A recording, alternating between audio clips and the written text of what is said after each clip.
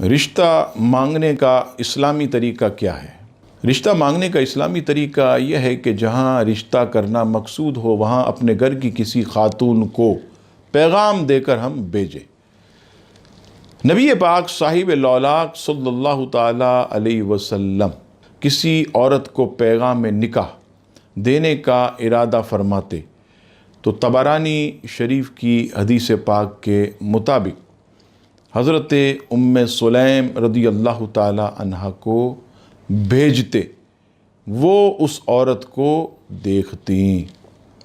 بات اگر آگے بڑھ جائے تو پیغام نکاح دینے والا لڑکا اس لڑکی کو ایک نظر دیکھ بھی سکتا ہے۔ امام نسائی نقل کرتے ہیں کہ ایک شخص بارگاہ رسالت صلی اللہ تعالیٰ علیہ وسلم میں حاضر ہوا تو آپ صلی اللہ تعالیٰ علیہ وسلم نے اس سے فرمایا کہ اس عورت کو دیکھ لو مگر صرف چہرے اور ہتھیلیوں کو دیکھنا۔ اس سے پتہ چلا کہ اگر نکاح سے قبل لڑکا ایک نظر لڑکی کو دیکھ لے تو اس سے اس کا دل بھی مطمئن ہو جائے گا اور شریعت بھی جو ہے اس کا حکم دیتی ہے۔